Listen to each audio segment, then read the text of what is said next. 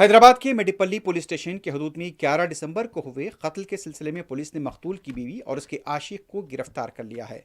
तफसीलात के मुताबिक 45 साल अशोक और 36 साल पूर्णिमा की 12 साल पहले शादी हुई थी और इन्हें एक 11 साल बेटा है।